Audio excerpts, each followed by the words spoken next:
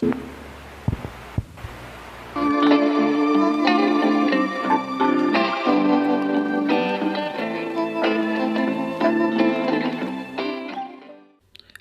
and welcome to this episode of Packet Tracer. In this episode we want to talk about the two operating modes in Packet Tracer, which is the real-time mode and the simulation mode. So basically the modes reflect the network time scheme. In the real time, the time scheme is basically real. The time goes by and flows as if it's real time. As you can see, the seconds are almost the same as real-time seconds, and the time is flowing just normally. And any changes that you bring to the network, the results are shown immediately. For example, I want to make a connection between PC 0 and server 0. As you can see, the result is shown immediately and the link lights appear immediately and they are turned green. Also, whatever command that you enter in real-time mode, the results, you can see them as immediately as possible. 192.168.1.100 is the server, and I'm trying to ping it, and as you can see, I can see the result of the ping immediately in real time without any delay. And most of the network activities happen in real-time mode, and the flow of PDUs are almost always in the real-time mode. Now we talk about the simulation mode. In the simulation mode, you have a direct control over time, and basically time freezes until you take an action and make it continue to flow. For example, you have direct control over time related to the flow of PDUs. If I create a PDU from PC 0 to server 0, the time will not flow unless I make it flow. Let me resize this window for you. Now I can flow the time step by step, as quickly or as slowly as I want to, and I can set up scenarios and nothing runs until I capture it. As you can see, I'm capturing the flow of PDUs and nothing is running unless I capture the flow of PDUs. I can make them faster, or I can make them slower. It's all up to me. And in the simulation mode, we have a graphical representation of packets. As you can see, we have a graphical representation of flow of packets that are traveling from one device to another. Also, we can pause, we can step forward, we can step backward, and we can also investigate each packet for more in-depth details and information. There is another aspect of simulation mode which is a rather real time. For example, if I try to turn off this server, the server turns off immediately without any delay, without any control over time.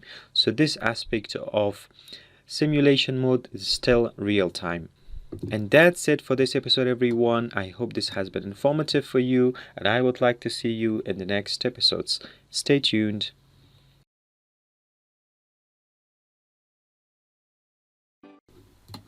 Hello and welcome to this episode, everyone. In today's episode, we want to talk about real-time mode, and in real-time mode, inspecting devices using the inspect tool.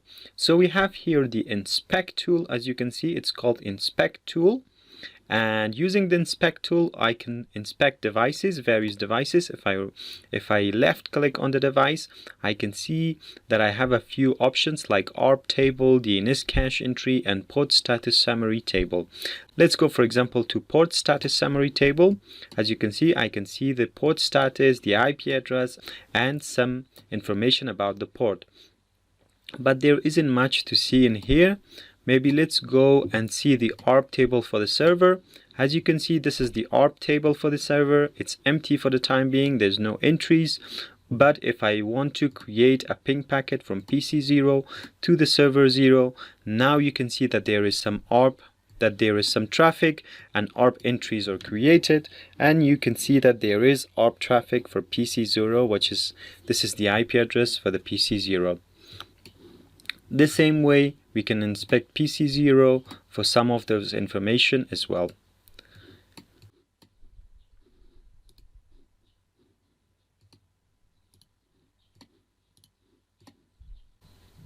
The same way we can use the inspect table to see the MAC address table of the switch. This is the MAC address table. It is the learned MAC addresses for a switch. It's not what you might see when you hover over the switch. When you hover over the switch, you can see, oops, it disappears very quickly, but as you can see, if I hover over the switch, I can see a few MAC addresses. Those are the built-in MAC addresses for the switch ports, but this is the learned MAC addresses for a switch. And this is the way that you can see the MAC address table for the switch. Maybe let's do one thing. Let's remove this connection and create another connection that goes through the switch. If I create a connection that goes through the switch, and now if I create a ping packet from PC0 to server 0, you can see that the MAC address table is populated now with the MAC address of these two devices. That's it for this episode, everyone. I hope this has been informative for you, and I would like to see you in the next episode. Stay tuned.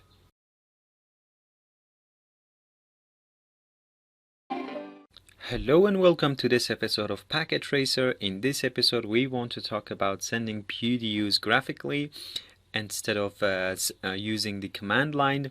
And as you can see here, I have PC0 and server 0, and I want to ping between them. The way I can do that in real-time mode is that if I come here, add simple PDU, I click on this one, then I click on the first device, and then I click on the second device, and there was the ping, and the ping was successful. You can't really see the graphical representation of the ping that goes in simulation mode from one device to another in real-time mode, but what you can see here is the PDU list window. Here you will be able to see that the ping happened, and you can see more information about the ping. Let's do the ping once again. From PC0 to server 0, as you can see, the detail of the ping has appeared in here. It was successful. It was from PC0 to server 0, and that is the details that you need. That's it for this episode, everyone. I hope this has been informative for you, and I would like to see you in the next episode.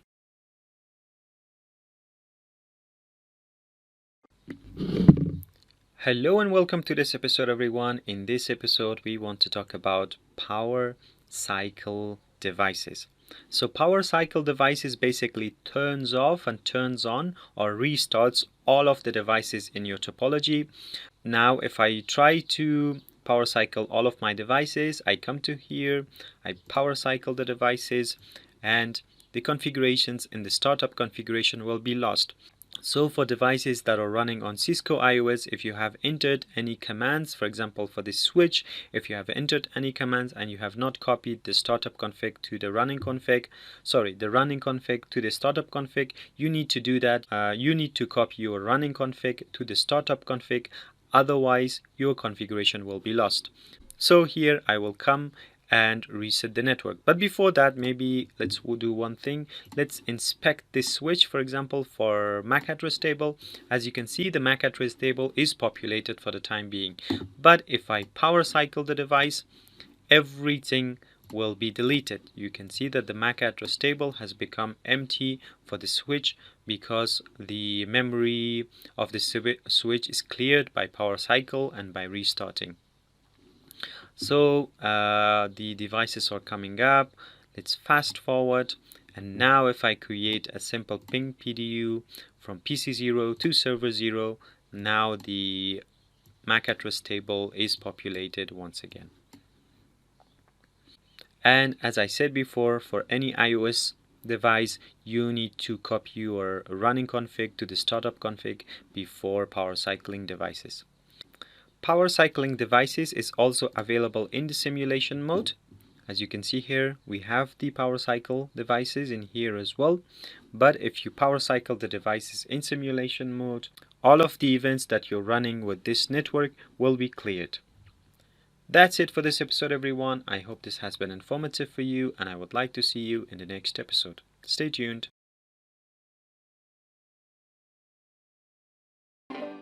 Hello and welcome to this episode of Packet Tracer. In this episode we want to talk about fast forwarding time. As you can see here in the real-time mode, we have a clock that's running all the time. Sometimes we need to fast forward time because of some protocols that take some time. For example, if I have a switch in here and if I have a PC in here and I'm making a connection between these two devices, as you can see, the connection takes some time to come up because of STP, because STP takes its time. And if you want to fast forward time, it's very useful to make sure that the connections come up as soon as possible. This is one of the common usages for fast forwarding time.